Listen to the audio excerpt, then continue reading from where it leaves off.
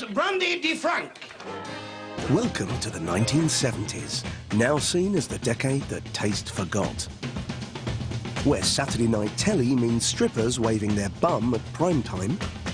And I am going to make sure that you... Top sitcoms turn playground insults into catchphrases. Puffs.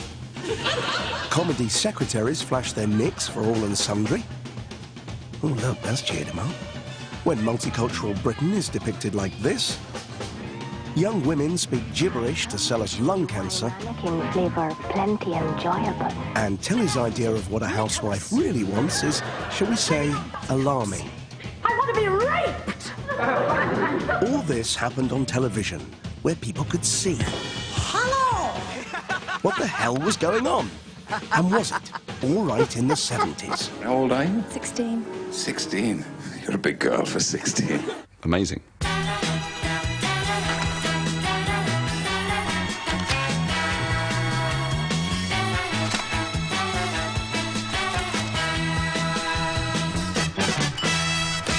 Outrage or a sense of humour. Not sure I want to go there, even.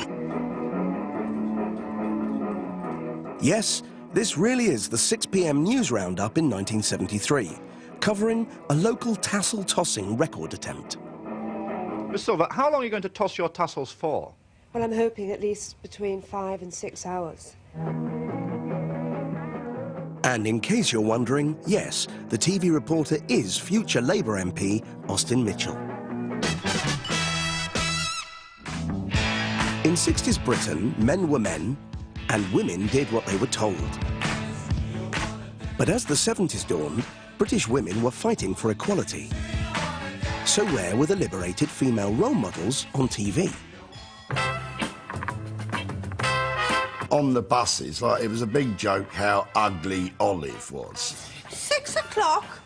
I just felt sorry for her. I thought that was her principal kind of dramatic quality. She was ugly. It's hardly worth me going to bed.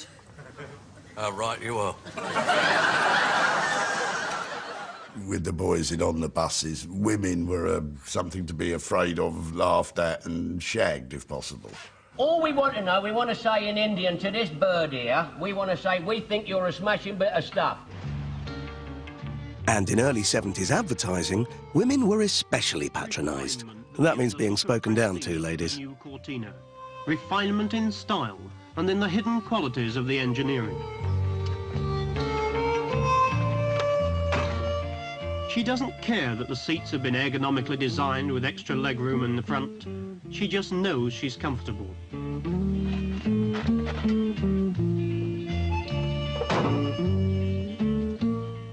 She doesn't know that the new overhead camshaft engine with its 5-bearing crankshaft has been designed for smoothness and flexibility. The car just goes very nicely. She doesn't care that the wider track and new suspension have been designed to improve the handling and reduce vibration. She only knows it's a really smooth, sophisticated ride. She doesn't know that the bulkhead has been specially soundproofed and that the wiper motor and blower have been banished to the engine compartment. She only knows it's easier to hear the nice things he says in the new Cortina. It was still essentially a male-preserved TV. Most of the bosses were men in grey suits.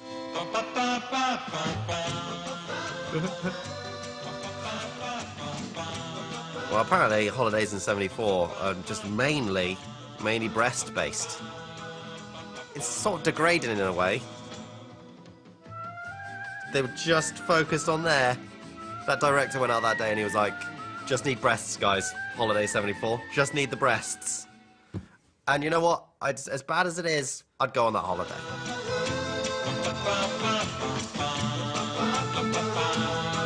And finally, to round off this year's series, a letter. I wish to make a protest about the opening sequence of pictures on your programme, Holiday 74. Why is it you show only sexy bikini-clad females? My mum and I would like to see some gorgeous hunks of beach boys for a change. I hope you can oblige. Miss Della Burnett, with pleasure. Goodbye. Here he is for you.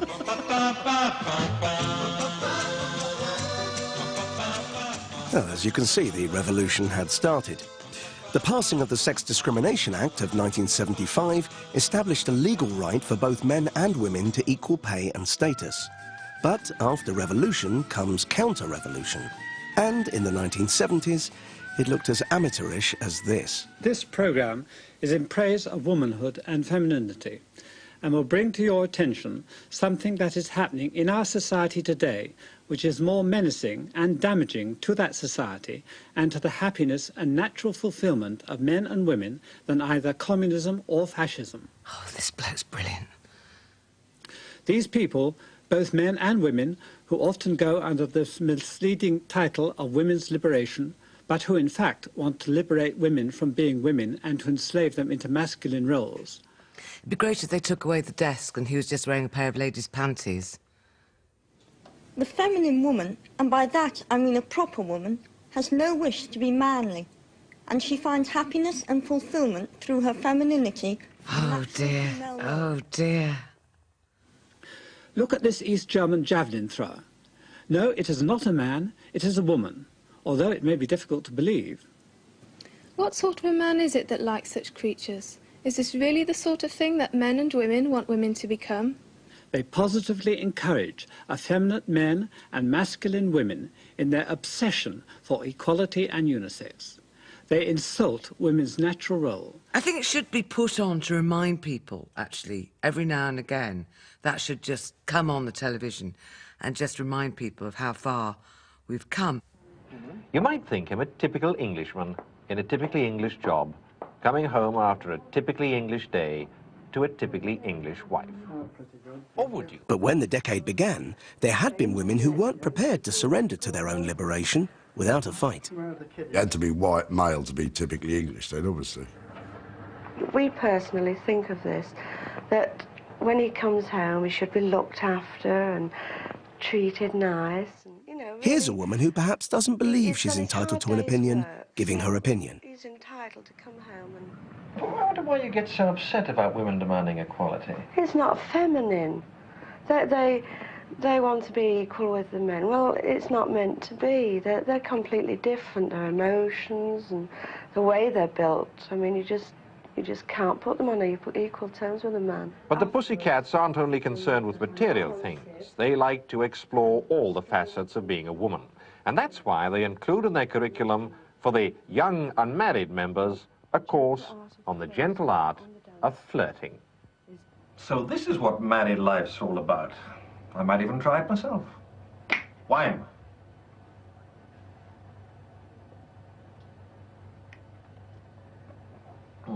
Cigarette.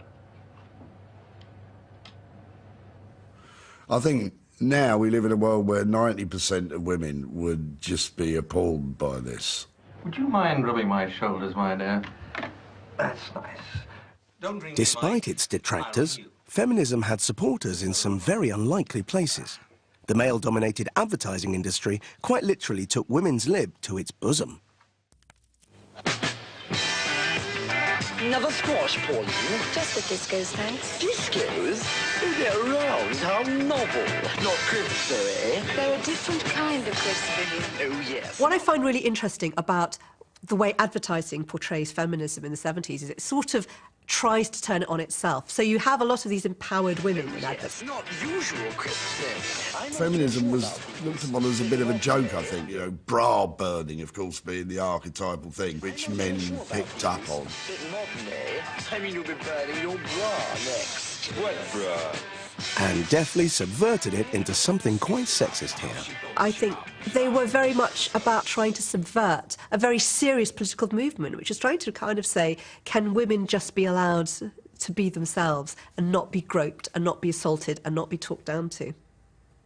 And be paid the same as men. The quality of the sports writing in the Sunday Times is... With men and women legally now on a level playing field, had we finally knocked sexism for six? Sunday isn't Sunday without the Sunday Times. Well bowled, Freddie. Never mind, Mr. Parkinson. Perhaps you'll score later.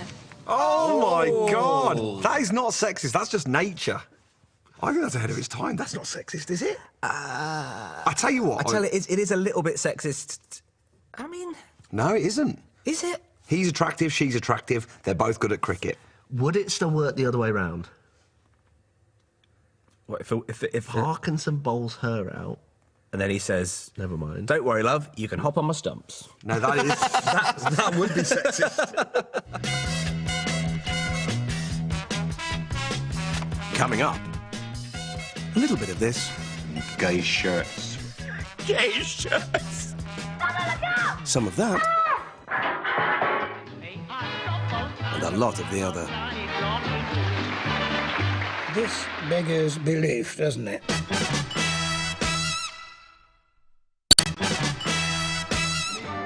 Welcome back to the 70s. If you're male, white and straight, you're all right. If you're not, we probably don't understand you. The lyrics Jack Jones is singing are a bit strange now. We'll have a kid. Maybe we'll rent one. He's gotta be straight. We don't want to bet one. Oh my God. He'll drink his baby brew from a... Does he mean what I think he means, though? Perhaps, perhaps not. But if that's a bit mystifying these days, it's nothing compared to Britain's confused attitude to homosexuality in the 70s. As late as 1967, homosexuality had been a criminal offence. By the time we reached the 70s, gay sex was legal, but things were still a long way from equal. The age of consent for gay men was 21, and they were subject to outrageous constraints in the bedroom. Not in a kinky fun kind of way either. As we've heard earlier, a hotel bedroom can be regarded as public, even if you own your own home. This isn't a private place if you're homosexual and have physical contact with a male friend while there's a third person somewhere else in the house. Many heterosexuals would regard this degree of state interference in their personal lives as intolerable. I do love the BBC accent. Bob Woodward is a constable with a Hampshire constabulary. Constable, how many men have you arrested for gross indecency? This would run into hundreds. Hundreds? From every walk of life. He's arrested hundreds. And were they obviously homosexual? Yes. Were they obviously homosexuals? All of them? To me, yes. To me, yes. I always direct the police officer that accompanies me on these observations strictly to watch his mode of dress, never to wear any gay clothing. Gay clothing? I don't know what gay clothing is. Never to use any aftershave. Aftershave, that's a good, yes, brute. I hope he elaborates on what gay clothing is. What do you mean by gay clothing? Oh, here we go. Gay shirts. We usually wear gay dark, shirts. somber clothing. Gay shirts must be shirts that are sexually attracted to other shirts rather than to blouses. I have in every way leant backwards to be absolutely sure of my facts and evidence. Well, this is quite serious, but you can't say leant backwards during it. That's not fair. Beyond the cause of nature. It's outrageous that this happened. I mean, you forget about this. I mean, it was just appalling. His attitude towards gay people, obviously, is bizarre. It was a terrible era. My mates were hunted men. The gay men that were covered by law, and people say to me still, you know, oh, they didn't come out, did they? I'll say, no, they didn't come out. They'd be ruined and probably go to prison. It was a really horrible atmosphere in those days. And in sitcom land, it was clear being gay was something to avoid. Right. Now the sun is no longer in my eyes, I can see you proper. And a bunch of puffs you is. Hard to see that line popping up in prime time today. To think that a shower like you represents the British Army in India. There wasn't a legal problem with having openly gay characters on television. The question was, how were they portrayed? There is that kind of figure of the character who minces on, probably says hello sailor, is probably wearing a little cap, probably has a scarf of some kind round their neck, and will be the most sort of amplified caricature of stage campness. Won't you sit down? Limp-wristed. Excuse me just one moment. Effeminate, vain, and draped in knicker-pink rayon. If you were playing a gay character on telly in the 1970s, you were fruitier than a Black Forest gatto. There, that's better, don't you think? Very queer, very queer. They form a kind of genre of their own, these people. Whether they ever lived or existed, I don't know. But somehow 70s culture has produced this... they're this land. It's this land where these figures thrive. Everything is beautiful. The sketch show's camp stereotype made regular appearances in silly outfits, mincing around, holding feather dusters, and helping make the 70s the campest comedy decade we've probably ever seen. You would have exaggerated camp characters, but it was camp rather than a real portrayal of gay. That was prescribed. You'd no. I've already taken his inside leg. He's looking for something in Scottish tweed with broad shoulders. Well. In 70s light entertainment, camp was king or queen, but it seemed no one was actually gay. Writers Croft and Lloyd always insisted Mr. Humphreys wasn't homosexual, but if you loved innuendo, he was the man to give you one. It was very clear that Mr. Humphreys was gay. It was never said out loud, but it didn't have to be said out loud because everything about him was screaming. Have I missed anything? Well, there are one or two teething troubles, but I'm sure you'll soon get the gist of what we're trying to do. Show him, Mr. Harmon. And yet, the public loved him. They absolutely loved him because he was safe. He was never going to date their son. Ho, ho, ho, little boy. Have I got a surprise for you?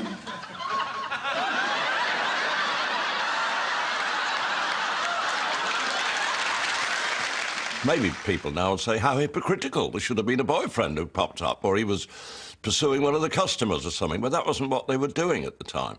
But he was, yes, just camp, different world. In our grasp. Titter ye not. Even the most popular gay performers of the time, whose campness was an essential part of the act, were busy looking lecherous to help disguise their true sexuality. Help me on with my undertunic, Mistress, please, behind the screen, if you will, please. Very well, then. Yes. That's better. Oh, honestly, the things a slave has to do. Who would want my job? Get back, dirty beasts! Control yourselves. Frankie was so loved. He was my mum's favourite comedian and all that.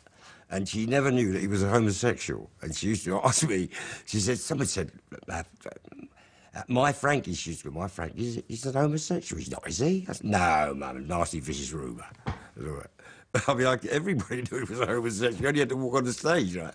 Frankie Howard, bless him, camping about not Pompeii, but lusting after the girls carefully in the plot who don't want any, you know what I mean? Oh, lucky, look what beauty I found. Yes, oh, yes.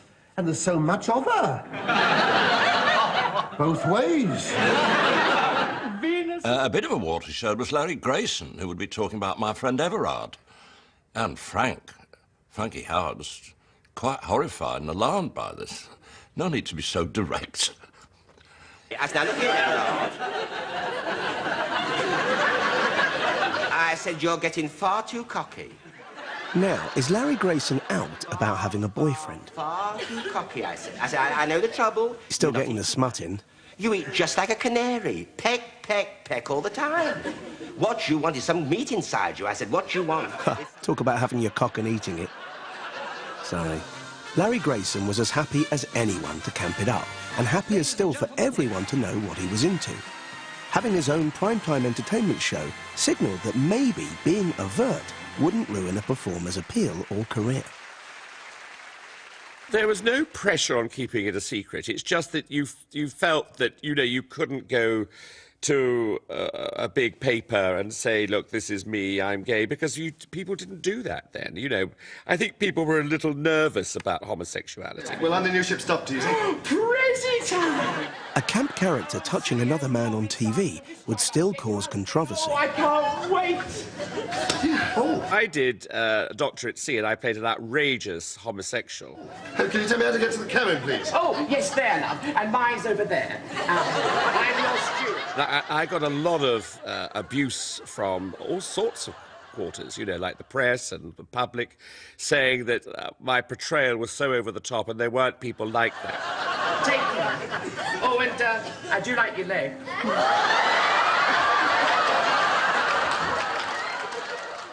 So then when I played another homosexual in Porridge, I sort of toned it down. But I didn't tone it down purposely. I just felt there was another way of doing it. Via the high camp of Mr. Humphreys and the transparency of Larry Grayson, 70s TV comedy had arrived at a character who wasn't simply as camp as a sequined cottage. Prisoners in Porridge, they just knew him as lukewarm. They didn't know him as, oh, he's the gay one. He was lukewarm, and he was, by dint of him being in prison, he was essentially one of them. Fletch? Reading a book? Gay man touches straight man, nobody flinches. Look, just go on knitting your balaclava, will you? There might be another war.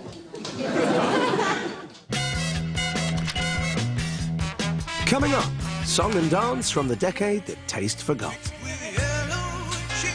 Who does the eye thing?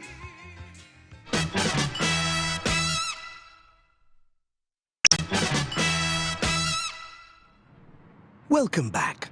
Now, if you were growing up in the 70s, part of Britishness was to be afraid. Very afraid. I need to see a goldfish. She says perhaps I can have one. Your mum will really be mad if you golf with someone you don't know. But she does know me. I'm a friend, aren't I, Sue? But you've only just met him. To look at the public information film of the 1970s is to enter a world of horror and danger. If your friend or sister or brother goes off, be a kind of policeman. Stop them. Protect them. If a man looked awful, if his face changed when he was doing something bad, then it would be so easy not to go with him. It's there to scare. It's there to shock. Throughout the 70s, the government and other public bodies stumped up for a series of films designed to keep British kids out of peril. Not exactly educate and entertain, more educate by frightening the living shit out of everyone. Films that were shown relatively casually on television in schools, which if they'd been shown at the ABC cinema, you'd have to have had an X certificate in order to be allowed to do it. The finishing line was designed to stop children using the railway lines as an adventure playground. It's not just a public information film, it's a classic piece of British dystopian filmmaking. It's in the dream of a boy sitting up on a railway bridge, where the game he wants to play on the railway is somehow officialised and becomes part of school activities.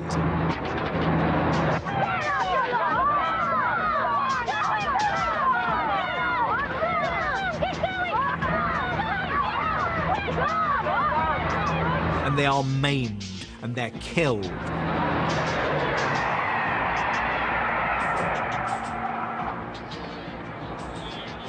And at the end, it's like a scene from the Somme. You know, there are broken, bloody bodies of children laid out on the railway tracks because there aren't enough stretchers to carry them all back home. Injured one, number of deaths. The finishing line made the nation's youth petrified of playing on the railways, but also of PE teachers. I wish there were more. I wish I'd seen more, because I think they work. I really do. For young British viewers of the 70s, public information films were fuel for their night terrors. Here was a succession of gruesome ways to die.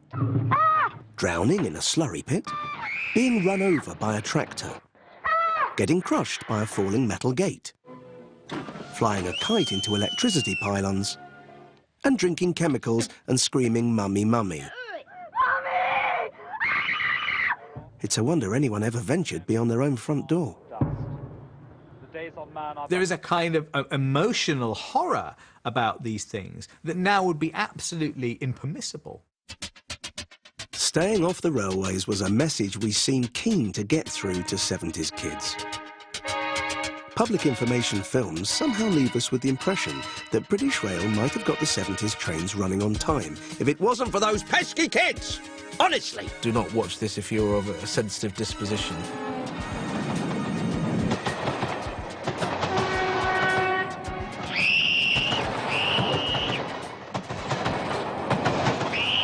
Two not terribly sympathetic police officers come round to tell this mother that her son has been sheared from the ankles on a railway line and will thus never play football again.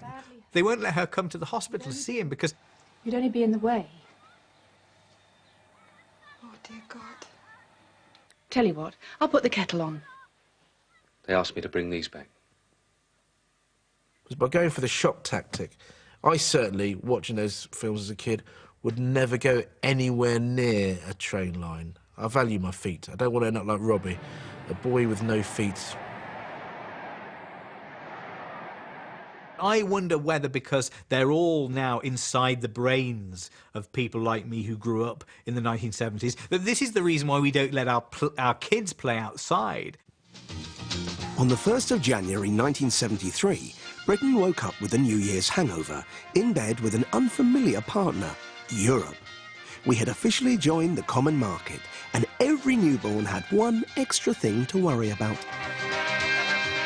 We focus our cameras for the very first time on Britain's very first baby to be born in the common market. And there he is in St Margaret's Hospital in Epping, Baby Johnson. Did the two of you discuss a European name, you know, a French or a German or whatever? Yes, we've discussed it, you know, quite often, actually. But what have you come up with now, or have you yet come up with one? Well, my wife said today that she liked Gerard. Gerard, of course. That could be a French name, couldn't it? Well, yeah. Gerard or Gerard, you know, sort of French name. Are you going to have a row now over how you pronounce it? Yeah. Are you really? Yeah. What do you think, Mrs. Johnson? I want Gerard. And you, Mr. Johnson? Well, I should probably just call him Jerry, you know, but... No, you won't.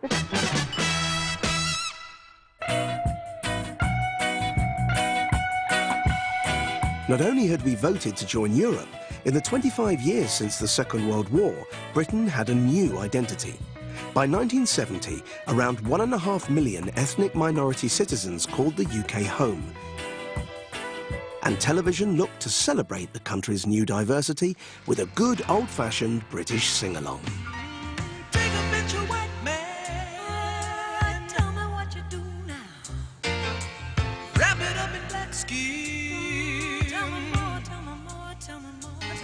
I'm gonna add a touch of blue blood and a little bit of red Indian too. Wow. Curly black and kinky,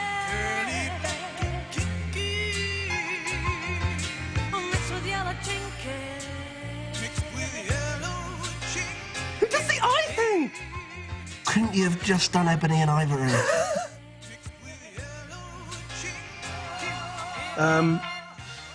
No, I think it's harmless. I think it's harmless. No, I think it's harmless.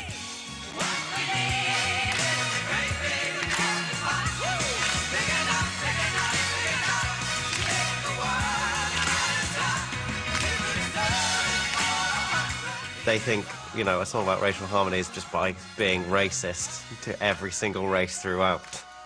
It's a positive song in a clumsy manner. Yeah, I'll take that. Positive song, clumsy manner. Still, I wouldn't have it as your first dance at a wedding. Well, it depends who you're marrying. Hello, table report 2. In 1979, maestros of spoof pop, the Barron Knights, made their own musical observations about multiculturalism. Come to my restaurant. Feeling very hungry. You can have a takeaway if you're in a hurry. Oh. I speak curry, give a dicky tummy, try some mushroom fuyang takeaway. Chop suey. Takeaway. Chop suey. London Bristol, Ipswich, Ripley. Everybody eating chop suey takeaway. Chop suey. Takeaway. Chop suey. All around the world. Now, I think it's a All around the world, people are being offended. All them little Chinamen, well, they all look the same. Oh, no. Oh, God.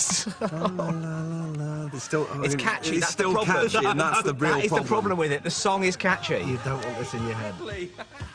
They don't say anything. Well, they do. They do. They absolutely do. I really panicked there for a second. I genuinely really panicked. No. Oh, they don't say anything, apart from all the bad stuff they say. Yes, Yeah, absolutely, yeah. they do. We did some good things in the 70s. We probably did some... Well, we did some rubbish things as well, I know. The black and white minstrel show, for example, is unthinkable now. At best, it was deeply patronising even then. I haven't seen it for ages, but if I saw it now, I mean, it would just be grotesque. I would think, we imagined that. They never actually put that out. Oh, yes, they did. Having run for 12 years, the show entertained families at prime time in 8 million homes. Now, in living colour, it was more popular than ever before. It was the show for people who were in their 50s, 60s and 70s, essentially. A cozy Morris chair, oh, what a happy pair. This is the generation saw nothing wrong with having gollywogs. You would have people who say, I don't like black people. And then you have, say, people, oh, but you watch the black and white minstrel show and you can see they're not so bad. It wasn't just the blacking up. Here, the minstrels are going for the treble by shocking us with blackface makeup, a Scots stereotype, and some female passenger groping.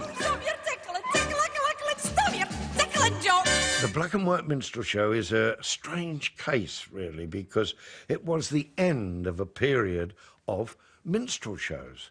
Ethiopian serenaders, they used to call them. This was in Victorian times and before. And the minstrels, the black and white minstrels, latched onto the idea. And in another multicultural first, we have white people pretending to be black people pretending to be Chinese people. Can't believe it.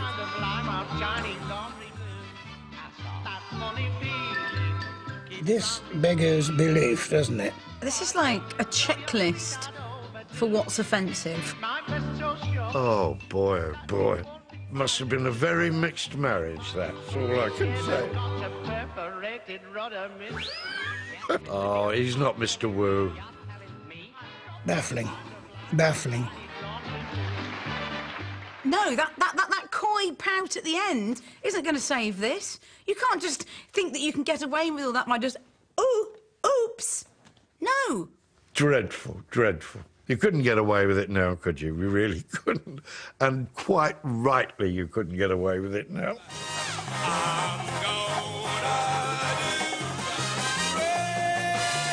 This looks like progress. The genuinely black song and dance man, Kenny Lynch, was a regular guest star on sumptuously produced 70s variety spectaculars like this one.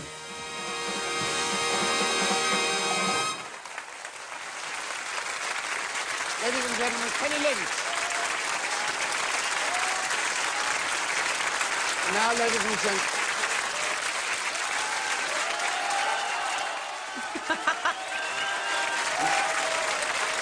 Get off. Get off. Get off. What happens now? Whatever's the matter? Oh,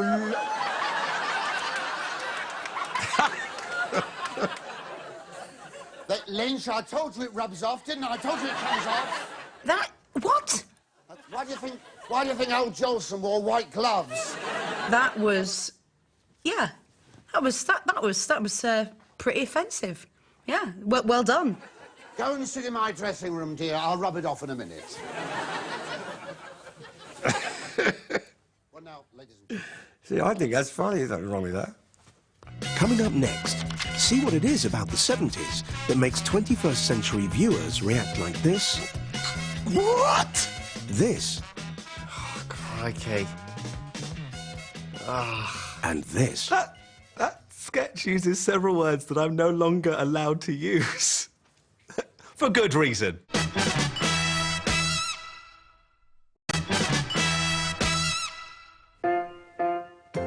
Welcome back to the 1970s. I wonder what's on at the pictures. Barry? Well, let's get underway with the third remake of the week, And Then There Were None, which is a new version of the 1966 film 10 Little Indians, which itself was a remake of the 1945 screen version of Agatha Christie's mystery novel, originally called 10 Little Niggers. But that, of course, was before it was decided that Indians were less sensitive about such things. And indeed, before we reach the present, less prejudiced age, when, thank goodness, only another black man would, as it were, dare to call a spade a nigger. Well, that's pretty disgraceful now, isn't it? But that's looking at it with the benefit of 20/20 hindsight from 40 years later on. You cannot airbrush history. It's as simple as that, really. But in those days, it was OK. Maybe it shouldn't have been OK, of course, but nevertheless, you go with the times. These were phrases that were used. I think words, as like Jeremy Clarkson got into trouble over, they're just words. It's when they're meant in a nasty, vicious, attacking way. I most certainly wouldn't have said anything like that now. But then, OK, it went, and nobody objected. The 70s saw a rise in racial tension with the growing presence of the National Front. Feeling increasingly under threat, minorities began to speak out about language they found offensive.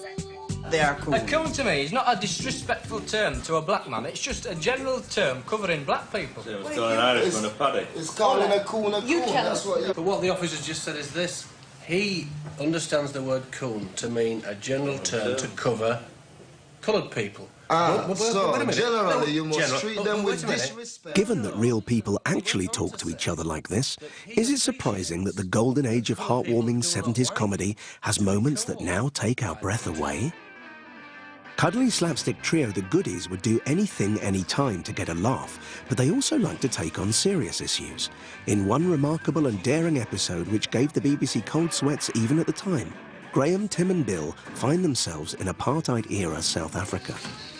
Oh, dear. Oh, get off. Yeah. You know, I don't think the good life in South Africa's all it's cracked up to be. Too much hard work for my liking. Yeah. That's because all the nignogs are gone, isn't it? Bill, I've told you before. It's true, you know, in the old days, we wouldn't have had to do the chores. We'd have had a jigaboo houseboy to do them for us. A jigaboo houseboy? What? Even this parody of racism sounds shocking to modern ears. Of course they're miserable. They miss the Sambo servants, don't they? Must I remind you once again that the colour of a man's skin makes him no less a man, nature's finest creation. Whatever his race, colour or creed, a man is a man. He has dignity, intelligence and the ability to... Wash the dishes, cook the dinner, sweep the floor. No, that's degrading. Well, you're doing it. Only because all the nignogs have gone.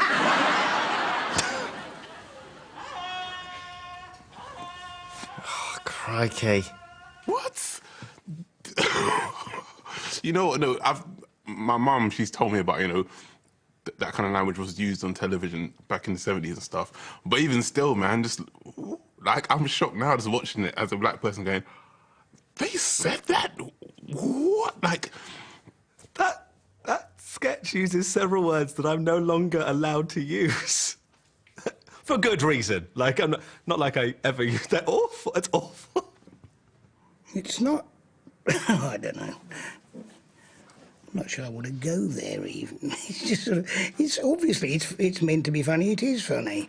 And we're making the point of the sort of language that people used. And it wouldn't normally be me, but in this case, I've turned into the racist, as it were. Now, what Bill means is that his character in this interesting bit of broad satire had been written as a racist in order to present the views of an horrific regime in all its stupidity. South African tourist board, through door and turn white.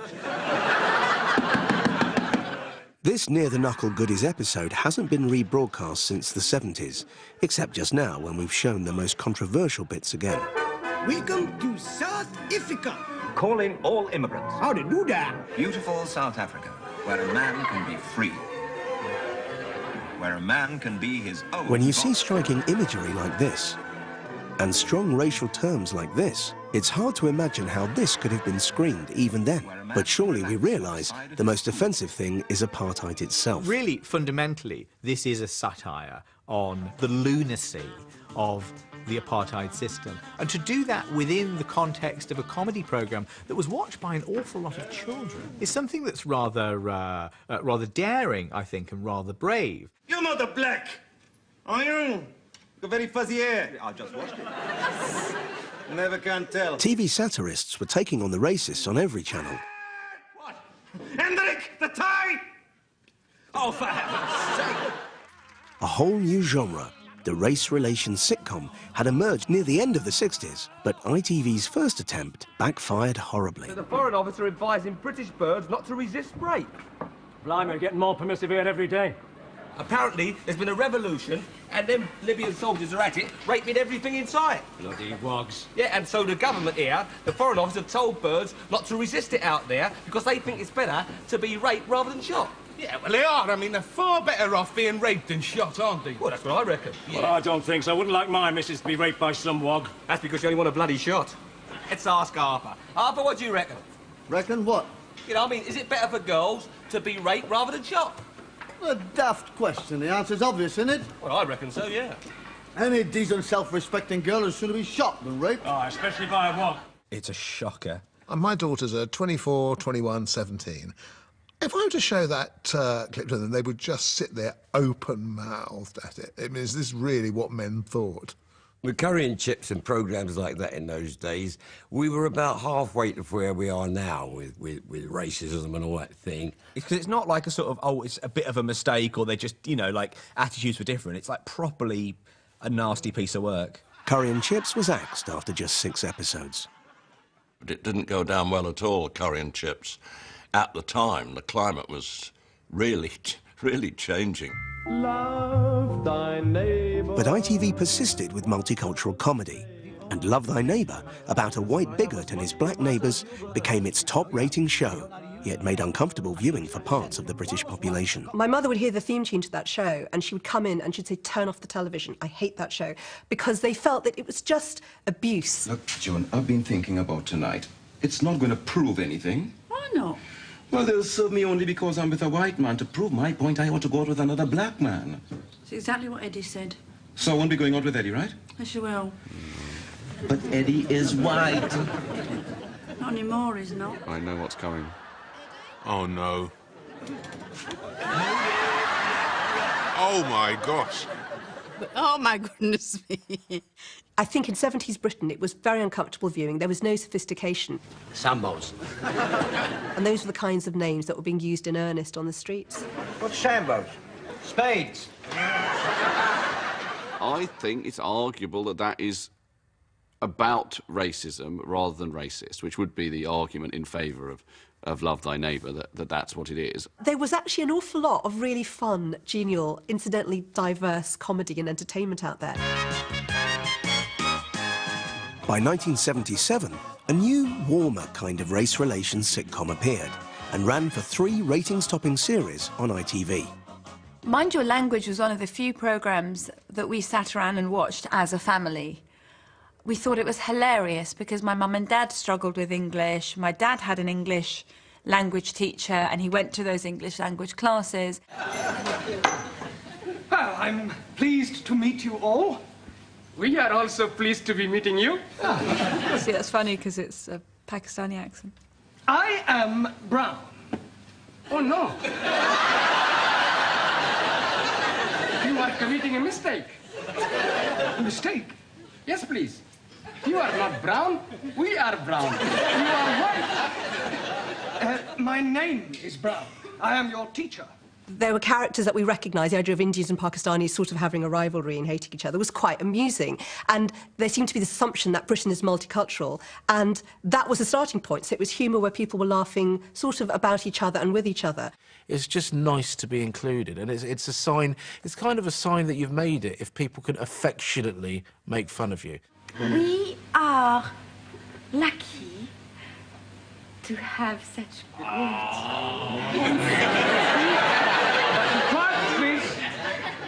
That's funny because they're leering at her bottom. Right, got it. Hello, 70s.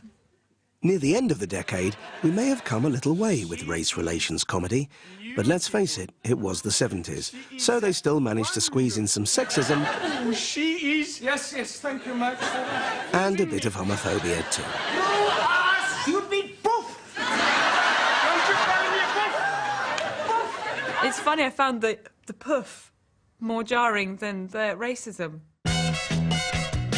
So, after an hour of entertainment 70s style, should we be looking at the decade with a sense of outrage or a sense of humour? Something is only really offensive in its moment. So I think if I were about 70 years old now and I was having to apologise for things that I'd made when I was 30, I think I would say you needed to be there in order to say whether or not it was offensive, really. I think we don't really know what to make of it because we're so confused ourselves in where the boundaries lie. In a way, we're more enlightened in some ways, but we're just as stupid and pig-headed as we always were. It doesn't really make sense to say we should tolerate people of different ethnicities, people who have a different sexuality, people from different cultures, which of course is perfectly right, but not tolerate people from different eras. Bootlegging brothers are drawn into a bloody battle to protect their business. A star-studded period piece premiere as Tom Hardy, Gary Oldman, Jessica Chastain and Shia LaBeouf star in Lawless, next here on 4.